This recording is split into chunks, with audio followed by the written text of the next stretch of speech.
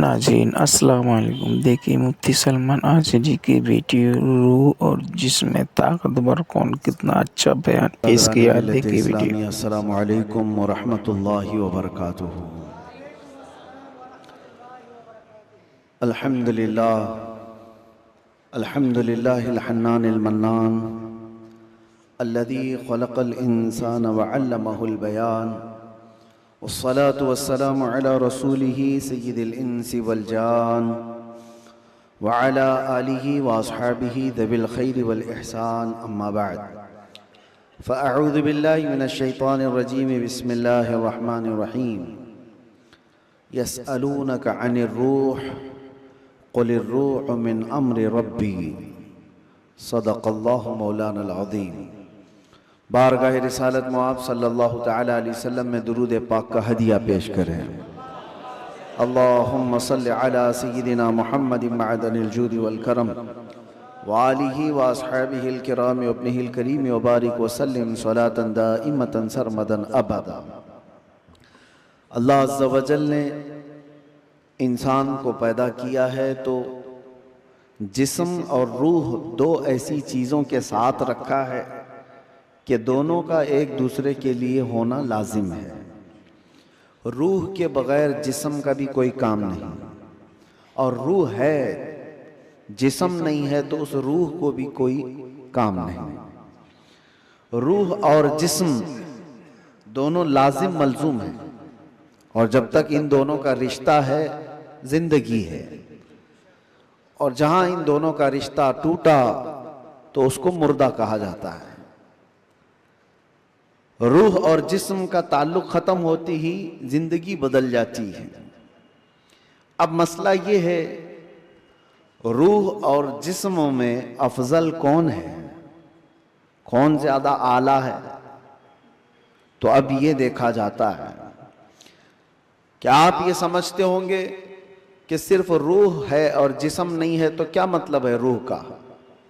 लेकिन रूह और जिस्म का जब कंपैरिजन होगा तो रूह उसमें बहुत बुलंदो बाला है। उसकी वजह यह है कि रूह के निकल जाने के बाद जिस्म ज्यादा देर तक नहीं सलामत रह सकता। चंद घंटे, चंद दिनों के बाद इसके अंदर सड़न पैदा होगी और ये सड़ गल जाएगा।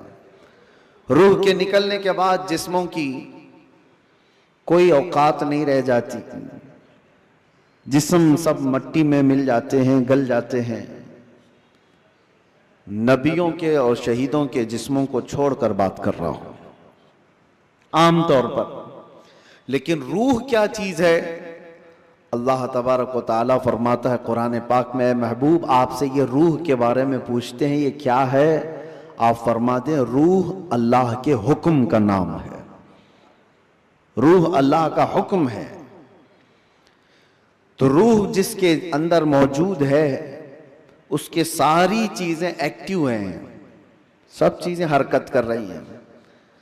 हत्ता कि आप सुनने की जो ताकत रखते हैं इसलिए कि रूह आपके जिस्म के अंदर है, और मैं बोल रहा हूं ये ताकत है इसलिए कि रूह अभी मौजूद है।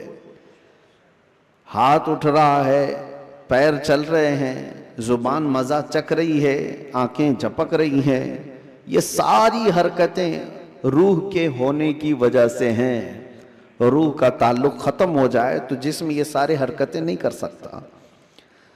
अब मैं आपको बता रहा हूं, थोड़ी सी चीजें आप तवज्जो ले लो। रूह जब हमारे जिस्म के अंदर है तो हम क्या क्या कर सकते हैं, और रूह निकल जाने के बाद क्या नहीं कर सकते, ये दिमाग में रखिए आप। एक मुर्दा ना हाथ उठा सकता है, ना पैर उठा सकता है, ना आंख खोल सकता है, ना जुबान से चख सकता है, कुछ नहीं कर सकता। लेकिन रूह होने के वक्त आप भी और हम भी क्या क्या कर सकते हैं? हम अपना हाथ भी उठा सकते हैं, पैर से जहां तक चाहे चल सकते हैं, बोल सकते हैं, सुन सकते हैं, देख सकते हैं, सब है। रूह होने के वक्त इतना सब जो कर सकते हैं, ये इतना ही नहीं, बल्कि मैं आपको बता देता हूं, उस रूह की अगर कोई तरबियत करता है तो ये रूह उसको इतनी ताकत अता करती, इतनी कि वो जो सामने हरकतें हो रही हाथ पैर हिलाने की, ये बढ़ते बढ़ते बढ़ते इतनी हो जाती है कि इसके लिमिटेशन ही नहीं है। रूह उसको इतनी ताकत पहुंचाती है कि आज रूह मेरे अंदर है, मैं सामने की दीवार तक देख रहा हूं, और रूह ताकतवर हो जाए तो हो सकता है वो मशरिक में बैठकर मगरिब के हालात को देख रहा हो, वो शुमाल में बैठ करके जुनूब के हालात देख सकता है। रूह की ताकत जब बढ़ जाती है तो हो सकता है आज मेरा हाथ जितना लंबा है वहां तक की चीज छू सकता हूं, पकड़ सकता हूं, लेकिन रूह की ताकत जब बढ़ जाती है तो बैठे बैठे मदीने तैयबा से मुल्के शाम में भी किसी की मदद कर सकता है। अब मैं आता हूं उसी गुफ्तगू पर। तो फिर मेरे अजीजों, रूह की तरबियत के लिए क्या करना चाहिए? पूरे दुनिया भर के आप दूसरे मज़ाहिब में भी देखेंगे, रिलीजियंस, वो लोग भी तपस्या कर रहे हैं, आत्मा की शक्ति हासिल कर रहे हैं।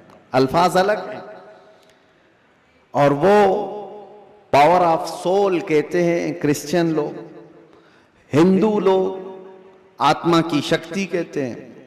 उसके लिए वो दुनिया को तर्क कर रहे हैं, कुछ कलमात के जाप कर रहे हैं, किसी न किसी तरह से वो अपनी रूह को बढ़ाने की कोशिश कर रहे हैं।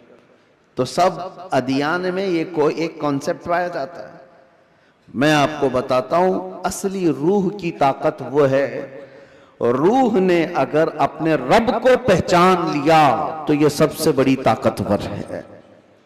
और रूह जिस वक्त अल्लाह रब्बुल इज्जत को, अपने खालिक को पहचान लेती है तो वो रब तबारक व तआला की कुर्ब पाने का जो उसका मकाम है वो विलायत का मकाम है, और वहीं से उसकी ताकत का इजाफा हो जाता है। हमें इस रूह की तरबियत कैसी करनी है, रूह की तरबियत कैसी हो? देखें, आपको एक सिंपल सी बात बता रहा हूं, जिस्म को सुबह नाश्ता ना करो, दोपहर का खाना ना खाओ, तो शाम तक आप हिलने लग जाएंगे। और अगर 3 वक्त का खाना छोड़ो तो कमजोरी जिस्म पर और चेहरे पर जाहिर होने लग जाएगी। क्यों? इसलिए कि जिस्म को भूख लगती है और हम खाना खाते हैं। इसी तरह रूह को भी भूख लगती है। रूह की ग़िज़ा अल्लाह का जिक्र है, जिक्रुल्लाह है। और जब बंदा अल्लाह का जिक्र करता है तो उसकी रूह तरोताजा होती है। और यहां तो बरसों से अल्लाह का जिक्र ही नहीं किया तो किसी की रूह बीमार इतनी हो चुकी है कि उसे कुछ नहीं पता, सिर्फ चलता फिरता एक लाशा है, चलता फिरता एक जिस्म है, रूह तो है मौजूद लेकिन बड़ी कमजोर और बड़ी गरीब। इस रूह को ताकतवर बनाओ अल्लाह के जिक्र से, जिक्रुल्लाह से। अब आपको मैं बताता हूं, जहां ये रूह सलामत होती है, इंसान का जिस्म मर भी जाए तो अल्लाह तबारक व तआला उसकी रूह को इसी तरह बाकी रखता है। रूह बाकी है, मरने के बाद भी इंसान के जिस्म को कब्र में रख दिए जाने के बाद भी रूह बाकी है, रूह बाकी है। और रूह जब तक ताकतवर है वो क्या से क्या कर सकती है। तसर्रुफ अल्लाह तबारक व तआला उसको अता किया है। मौत के बाद भी औलिया कामिलीन की जिंदगियां हम जो देखते हैं वो इसी बुनियाद पर है कि उन्होंने अपनी जिंदगियों में जिस्म से ज्यादा अपनी रूह का ख्याल किया। लोग अपनी बॉडी बनाने के लिए जो मेहनत करते हैं, कोई बात नहीं, कितने कितने घंटों लोग जिम करके अपनी जिस्म को मजबूत बनाना चाहते हैं। ये जिस्म सिर्फ दिखा सकते हैं सामने लोगों को, या किस लिए? कि फिट रहने के लिए। कुछ लोग किसी को मुक्का मारने के लिए कर रहे हैं, लेकिन उसका 10% भी अगर रूह की तरबियत पर तवज्जो दी जाए तो मेरे अजीजों, ताकत व कुव्वत का यह आलम होगा कि औलिया कामिलीन की सफ में अल्लाह तबारक व तआला आपको वो मकाम अता फरमाए। रूह की ताकत की तरफ तवज्जो। आज पूरी दुनिया इससे दूर भागी हुई है, सारी चीजें हमारी रूहानियत निकल गई। हम मेटल पर मेहनत कर रहे हैं, हम जिस्मों पर मेहनत कर रहे हैं, हम कपड़ों पर, अपने जाहिर पर मेहनत कर रहे हैं। रूह के लिए जो औलिया कामिलीन के यहाँ तरबियत होती थी वो खाल खाल नजर आ रहे हैं। पहले खानकाहों में, जानते हैं आप, माररा मुतहरा हिंदुस्तान की बहुत बड़ी खानका है जहां से आला हजरत भी बैत हुए थे। इमाम अहले सुन्नत मुजद्दिद दीन व मिल्लत जहां से बैत हुए, वो खानकाह सादात की आले रसूल वहां पर हैं। हजरत शाह हमजा आइनी रदी अल्लाह ताला ने बड़े पाए के बुजुर्ग हैं, उनके पास लोग आते थे तरबियत हासिल करने के लिए, अपने जिंदगियों को संवारने के लिए, यही रूह की तरबियत के लिए। तो उनको क्या क्या कराया जाता था पता है? सबसे पहली चीज उनकी तरबियत ये होती थी कि जो चीज तुम्हारी जिंदगी में हावी होने की कोशिश कर रही है उससे अपने आप को छुटकारा दिलाना। जो तुम्हारे ऊपर हावी हो रही है, चाहे वो नींद हो या भूख हो या किसी चीज की चाहत हो, अगर हावी हो रही है, गालिब हो रही है, तो उससे नजात हासिल कर लो, तब तुम्हारी रूह पावरफुल होगी। वरना तुम गुलाम बन करके रहोगे, अपनी ख्वाहिशों के गुलाम बन करके रहोगे। अभी मन किया बिरयानी खाने का, भाग कर चले गए, तुम ख्वाहिश के गुलाम हो, तुम जाहिरी चीजों के गुलाम हो। नींद तुम्हें गुलाम बनाकर रखी है, जब वो आई तो तुम तो लंबे हो गए। तुम्हारा कंट्रोल नींद पर नहीं, तुम्हारा कंट्रोल भूख पर नहीं, बल्कि वो चीजें तुम पर कंट्रोल रखी हुई हैं। तो समझ लो कि तुम कमजोर आदमी हो, तुम कमजोर हो, तुम्हारी रूह वो ताकत नहीं रखती, तुम मजबूर हो। औलिया कामिलीन को इसके बरअक्स तरबियत दी जाती थी। भूख पर कंट्रोल, ख्वाहिशात नफसानिया पर कंट्रोल और नींद पर कंट्रोल। हत्ता कि मैं आपको बताऊं, हजरत शाह मीना रहमतुल्लाह ताला अलैह लखनऊ के बहुत बड़े बुजुर्ग हैं। वो जब रात को इबादत के लिए खड़े होते, इंसानी फितरत का तकाजा है कि नींद तो आती है, लेकिन वो ये चाहते थे कि नींद इंसान की जरूरत है, उसको भी मैं अपने ऊपर गालिब होने नहीं दूंगा। मैं जब चाहूं सो जाऊं, लेकिन नींद जब चाहे तब मुझे ना सुलाए। नींद मेरी हाकिम नहीं, मैं उस पर हाकिम हूं। आपने क्या किया जानते हैं? रात को इबादत के लिए रोजाना खड़े हो जाते थे। एक दिन ऐसा हुआ कि झपकी आ गई और गिर गए। इसका इनको इतना अफसोस हुआ कि इबादत में नींद ने मुझे अपना गुलाम बना दिया। अल्लाह रब्बुल इज्जत की इबादत से मुझे नींद ने धोखा ऐसा दे दिया कि मैं गिर गया, उसका गुलाम हो गया। उसके बाद से रात को जब खड़े होते थे तो नमक में सलाई डालकर अपनी आंखों पे सुरमा लगाते थे। नमक का सुरमा लगाते। आम सी बात नहीं, सुनने में आपको आसान लग रहा हो। नमक के 2 तिनके भी अगर आंख में चले जाएं तो क्या हालत करते हैं। लेकिन हजरत शाह मीना फरमाते हैं कि नमक को पूरी तौर पर आंखों पे लगाते तो उनकी आंखों से खून जारी हो जाता था। लोग कहते भी थे कि आंखें सुर्ख होकर खून बहती थी, बहाती थी। आपसे कहा जाता कि आप इस तरह से आंखों को सख्ती कर रहे हैं। आप कहते इन आंखों की वही सजा है जो मुझे मेरे रब से दूर कर रही है। नींद का गलबा मुझे ला करके अपना गुलाम बनाती हूं। ख्वाहिशात के लिए भी उन्होंने ऐसा ही किया है।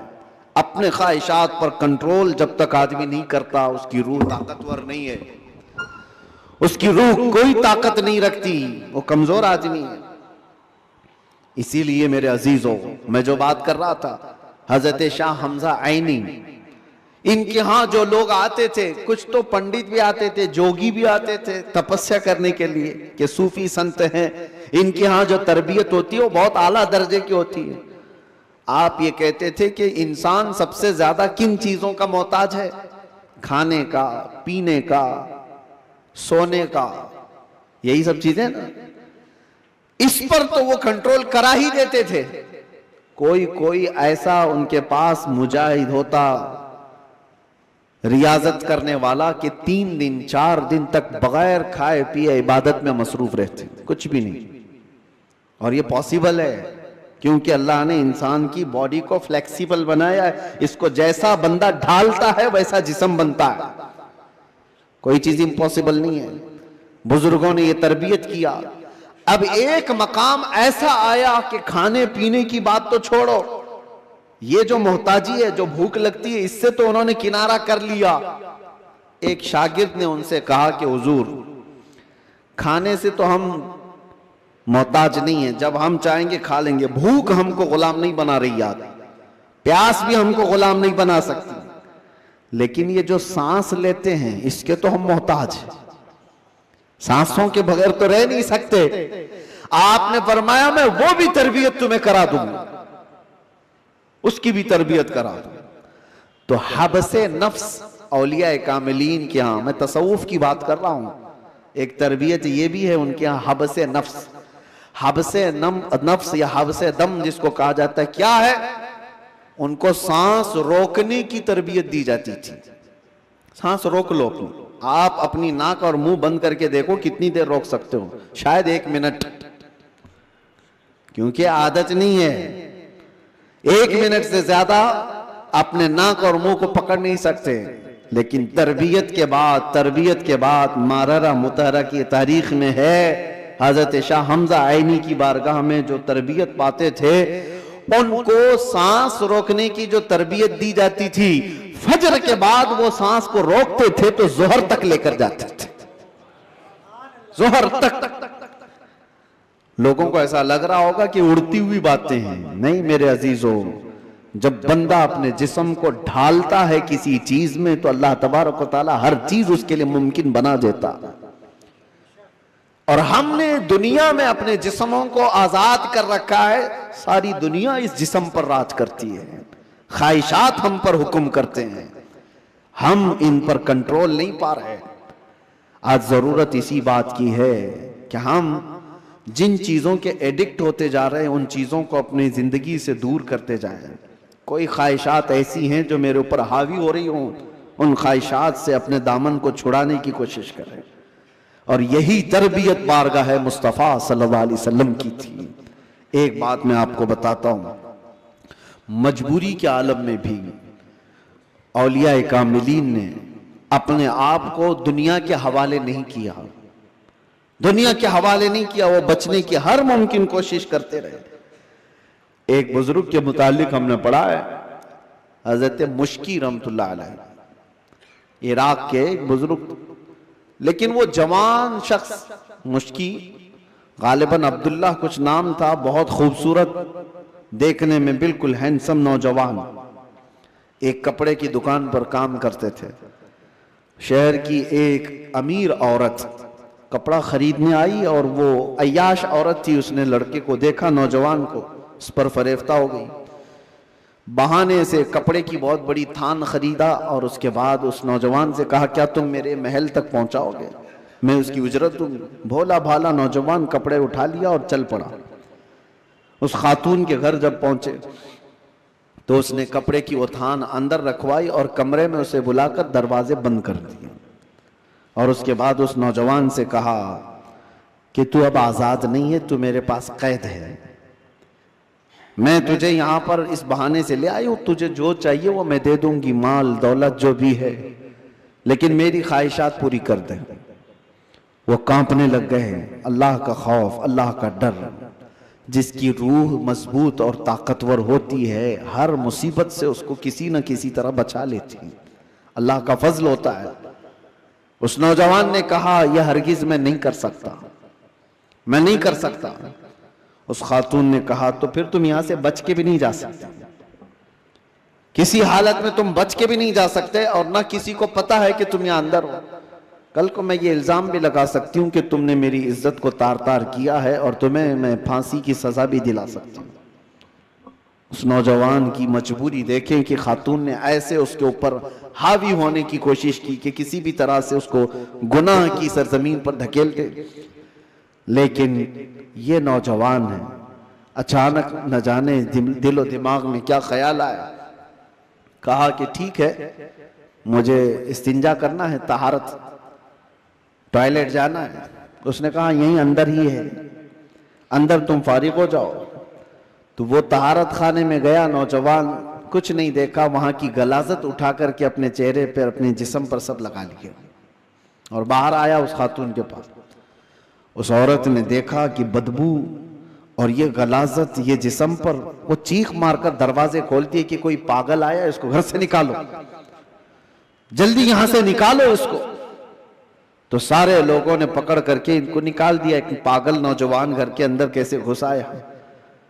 इनको इसकी नहीं पड़ी थी कि मुझे लोग पागल कहें, लोग मेरी बदबू को देखें, लोग मुझे गलाजत मला हुआ शख्स कहें, कुछ फिक्र नहीं थी। वो नौजवान वहां से निकला और रास्ते में एक कुएं में जाकर उसने गुस्ल किया। रिवायत में मौजूद है उसके बाद से हर दिन उनके जिस्म से मुश्क की खुशबू आती थी।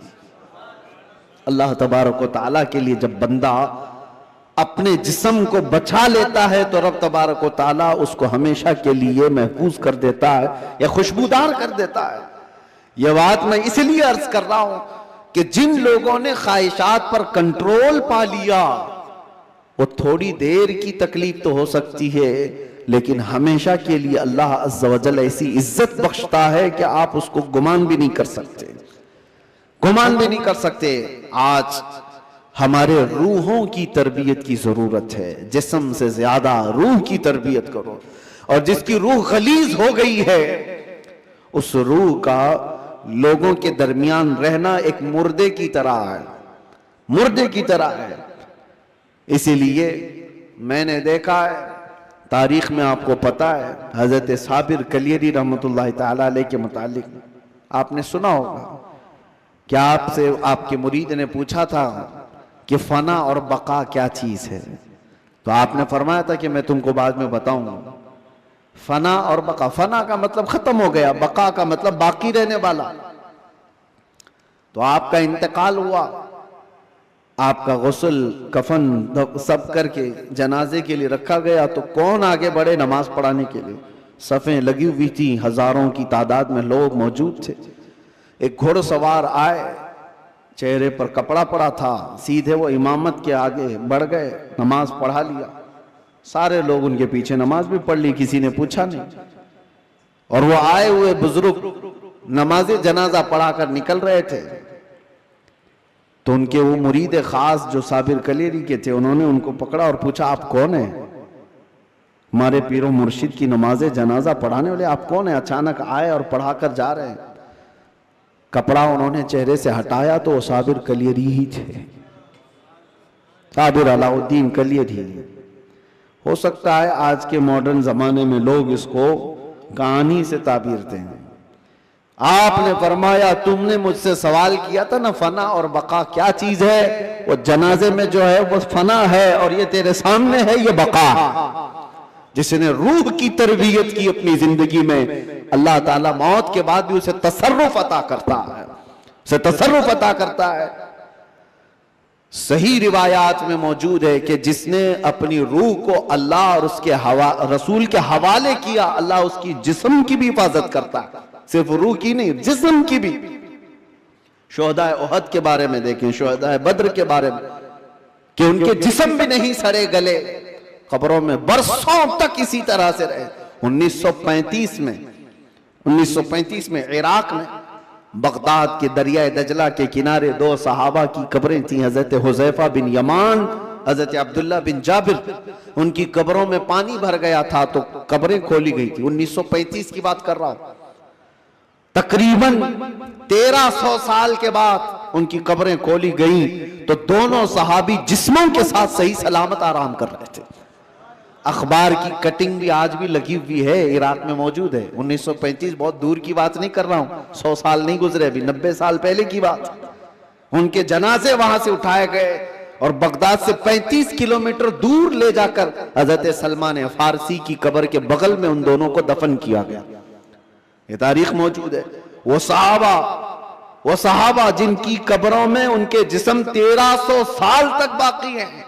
कहना यह है जिसने अपनी रूह को अल्लाह के हवाले कर दिया, अल्लाह उसके जिस्म की भी हिफाजत करता है। और जो सिर्फ जिस्मानी ख्वाहिशात के लिए जी रहा है, उसके जिस्म का हाल तो यह है, इधर रूह निकली उधर जिस्म में बदबू शुरू हो गई, इधर रूह निकली जिस्म फलना फूलना शुरू कर दिया। अजीजा ने गिरामे वकार, हमारे इन जिस्मों की औकात कितनी है मैं आपको बताता हूं। गुफ्तगू को समेटते हुए सिर्फ इतनी बात अर्ज करूं, कहा गया है कि कब्र में हमारी तख्तियां बंद करके जब लोग चले जाते हैं कब्र की मिट्टी में, आपको अंदाजा है, आप मुंबई के कब्रस्तानों को देखते हैं, और बहुत जल्दी यहाँ कब्रें खोली भी जाती हैं, लेकिन जहां नहीं खोली जाती वहां के लिए भी मैं बता रहा हूं, दफन करके चले जाने के बाद एक दिन के अंदर, सिर्फ एक दिन, 24 घंटे जब गुजर जाते हैं तो पेट में का और दिमाग में का पूरा पानी पीप के जरिए से या किसी तरह से उसके नाक और मुंह से बाहर निकल जाता है, उसके कानों से सब निकल जाता है। और उसके बाद दिन जैसे जैसे गुजरते जाते हैं, अगर कब्र के हशरात यानी कीड़े मकोड़े उसके जिस्म को खाने लग गए तो बहुत जल्दी वो गलना शुरू कर देता है। 3 दिन के अंदर पेट फट जाता है और पेट के फट जाने के बाद जो ताफुन निकलता है उसकी चीजें सब उसकी बाहर हो जाती हैं। और उसके बाद 9 दिन गुजर जाते हैं या 10 दिन गुजर जाते हैं तो जिस्म की सारी चमड़ी पक जाती है, पूरी चमड़ी, चाहे उसको जितनी भी हिफाजत से रखा जाए, रूह ने साथ छोड़ दिया है तो अब जिस्म तरतीबवार एक एक चीजें इसकी खत्म होती चली जाती हैं। इसके नाक से, इसके कान से, इसके मुंह से गूदा बाहर निकल आया, पेट फट गया, अब चमड़ी गलने लग गई। फिर उसके 40 दिन गुजरने वाले होते हैं कि हड्डियां सब बाहर निकलने लग जाती हैं, दिखती हैं, हड्डियों का इजहार हो जाता है, चेहरा किसी हद तक रखा जाता है। कहा गया कि महीना गुजर जाता है तो कि उसकी आंखों की पुतलियां भी बाहर निकल जाती हैं। महीना 2 महीना गुजरता है कि उसके बाद फिर जिस्म के अंदर जितनी नरम चीजें थी सब निकल जाती हैं, फिर ढांचा बाकी रह जाता है और ढांचा, हड्डियां भी अपने आप में टूटने लग जाती हैं। उसके पैरों की हड्डियां उसके कमर से अलग हो जाती हैं, उसके घुटने से उसके रान की हड्डियां अलग, उसके बाजुओं की हड्डियां अलग। इसीलिए 6 महीने साल भर के बाद जब आप कब्र को दोबारा खोद रहे होते हैं तो पूरा ढांचा किसी को नहीं मिलता, किसी की घुटने की हड्डी, किसी के सर की खोपड़ी और किसी के पैर की हड्डी, यही सब चीजें मिलती हैं। जिस्म सब छोड़ चुका होता है। ये वही जिस्म है जिसको हम घंटों आईने के सामने सजा रहे होते हैं। ये वही जिस्म है जिसके ऊपर हम अपनी मेहनत खर्च कर रहे हैं, चाहे वो जिम में जाकर। मैं नहीं कहता कि फिट नहीं रहना चाहिए, फिट रहना चाहिए, लेकिन ये नहीं है कि कुल मेहनत हम अपने जिस्म पर लगाए और रूह का ख्याल भी नहीं किया कर, रूह का ख्याल ही नहीं किया तो ये जिस्म जिस वक्त साथ छोड़ देता है तो मेरे अजीजों बहुत बुरा हशर हो जाता है। मौला अली करमल्लाहु वजहुल करीम एक बार कब्रस्तान तशरीफ ले गए, कब्रों को सलाम किया, सलाम अलैकुम या अहलल कबूर, और उसके बाद वो मौलाए कायनात हैं, कब्र वालों से यूं कहते हैं कैफ अहवालुकुम या अहलल कबूर, ऐ कब्रों वाले तुम्हारे हालतें क्या हैं। सईद इब्ने मुसय्यब हजरत अली के साथ थे। हजरत अली रदी अल्लाह तआला अन्हु के शागिर्द, मदीने के मशहूर ताबई सईद इब्ने मुसय्यब कहते हैं मैं मौला अली को देख रहा था, वो कब्र वालों से पूछ रहे हैं। थोड़ी ही देर के बाद आपकी आंखों से मोटे मोटे आंसुओं के कतरात निकलने लगे और चारों कतार आप रोने लगे।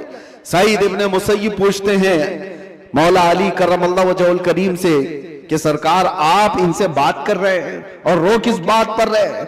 मौला अली ने फरमाया मैंने इनसे सिर्फ इतना पूछा कि तुम्हारी हालतें क्या हैं, तो कब्र वालों ने मुझे जवाब दिया ए अली हमारी क्या हालतें पूछते हो। उस चेहरे को रब तबारक व तआला ने बिच्छुओं की ग़िज़ा बना दिया है जिसको हम सजाया करते थे, उन बालों को जिनमें हम कंगा करते थे पीप निकल आया है, कीड़े खींच रहे हैं। हमारी उन आंखों को आज खीरा कर दिया गया है, इन आंखों को सियाह कर दिया गया है। हमारे वो बाजू जिस पर हमें बड़ा नाज था हम आज हिला भी नहीं पाते और इनको बड़ी मजबूती के साथ तोड़ दिया गया है, खत्म कर दिया गया है। हजरत अली करमल्लाहु वजहुल करीम सईद इब्ने मुसय्यब से कहते हैं कब्र वालों के ये जवाब सुनकर बताओ क्या मैं मुस्कुरा सकता हूँ, क्या मैं हंस सकता हूँ। तो फिर अल्लाह का खौफ है कि मैं ज़ारो कतार रो पड़ा। मेरे अजीजों हम सब भी उसी मंजिल के राही हैं, हम भी उसी आखिरी मकान के मुसाफिर हैं जहां हम सबके साथ ये होना है। इसलिए जब तक रब तबारक व तआला ने हमारे जिस्म में रूह बाकी रखा है, इस रूह की तवज्जो करो, इसकी तरबियत करो, वरना वक्त गुजर जाने के बाद कुरान पाक में है, कई ऐसे लोग हैं जो कहते हैं रब ताला से, क्या कहते हैं? लो कुन्ना नुरद्दु, ऐ अल्लाह अगर काश एक बार हमको तू लौटा दे, कुन्ना नअमल, हम बहुत अच्छा अमल करेंगे, अमलन सालिहा, हम नेक बन करके आएंगे। लो नुरद्दु, हम लौटा दिए जाएं, अगर एक बार हमें दोबारा दुनिया में भेज दे, हम पक्के मोमिन बन करके आएंगे, हम नेक इबादतगार बन करके आएंगे। रब ताला फरमाता है कल्ला, हरगिज नहीं, जो वक्त था वो बीत चुका, अब अमल का वक्त नहीं, अब सिर्फ हिसाब का वक्त है, अब सिर्फ हिसाब का वक्त है। इसीलिए अरबी में एक मकौला मैं पढ़ता था अपने तालिबे इल्मी के जमाने में, मैंने तो अपने सिराने पर उसको लगाया हुआ था, हासिबू कब्ल अन तुहासबू, अपना हिसाब पहले पूरा कर लो, इससे पहले कि तुम्हारा हिसाब लिया जाए। अपना कैलकुलेशन पूरा करेक्ट करके रख लो कि इससे पहले कि तुम्हारा हिसाब लिया जाए। अजीजा निगरानी, आज हमारी जिंदगियां ऐसी हैं, हम इनकम टैक्स के डर से तो अपना हिसाब पूरा सही करने की कोशिश तो करते हैं, सीए को दे दिया, उसको दे दिया, सबसे पूछताछ करके कि कहीं कोई लूप होल्स ना रह जाए ताकि हम पकड़ में ना आए। बैंकों के मामलात सही कर रहे हैं कि कहीं हम ईडी के छापे में ना आ जाए, इनकम टैक्स के छापे में ना आ जाए। ये ज्यादा से ज्यादा तुम्हें क्या कर सकते हैं, इस जिंदगी में ही तो सजा दे सकते हैं, लेकिन इनको छुपा भी सकते हो अपने मामलात। सीए तुम्हें छोटे रास्ते भी बताता है और अलग शॉर्ट रास्ते भी बताता है, लेकिन उस रब्बुल आलमीन की बारगाह में तुम कोई हीला बहाना नहीं कर सकते। यअलमु खाइनतल अयुनि व मा तुख्फी सुदूर, वो तुम्हारी आंखों की खयानत को भी देख रहा है और दिल में छुपे हुए हालात को भी देख रहा है। उसके दरबार में क्या छुपा सकते हो? और जो फरिश्ते तुम्हें कब्र में पूछने आएंगे वो रिश्वत भी नहीं लेते हैं, वो किसी के बारे में सिफारिश को कबूल भी नहीं करते। उनका हाल तो ये है, जितना रब ने उनको हुक्म दिया वो पूरा करके ही रहते हैं। अगर फरिश्ता रिश्वत लेने वाला होता तो कितने तो मालदार पैसे देकर इजराइल अलैहिस्सलाम से जान तो बचा लेते, अपनी रूह निकाले जाने से बचा तो लेते। जहां बंदा डॉक्टरों को पैसे देता है, मलकुल मौत को भी तो दे सकता था, लेकिन पूरी दुनिया को ये मालूम है कि फरिश्ता रिश्वत नहीं लेता, ना ही ये किसी को एक मिनट आगे पीछे होने देता है। जब ये सारे मामला तय हैं और सबको मालूम है, तो आओ मेरे अजीजों उस बारगाह मुस्तफ़ा सल्लल्लाहु अलैहि वसल्लम में, जहां मेरे आका सल्लल्लाहु ताला अलैहि वसल्लम ने इंसानों की तरबियत फरमाई, उनकी रूह की तरबियत फरमाई।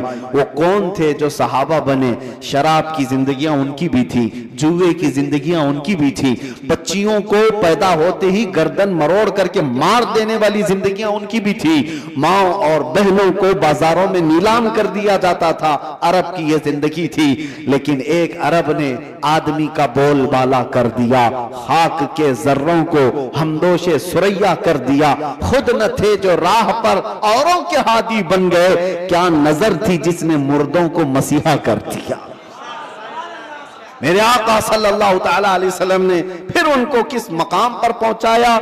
ये वो अरब के बद्दू लोग थे जिनको दुनिया वहशी कहती थी, मगर मेरे मुस्तफा सल्लल्लाहु अलैहि वसल्लम की तरबियत में आए तो फिर मकाम ये बना असहाबी कन्नजूम। खुद मेरे आका ने फरमाया मेरे सहाबा सितारों की मानिंद है, जिसकी भी पैरवी करोगे हिदायत पा जाओगे।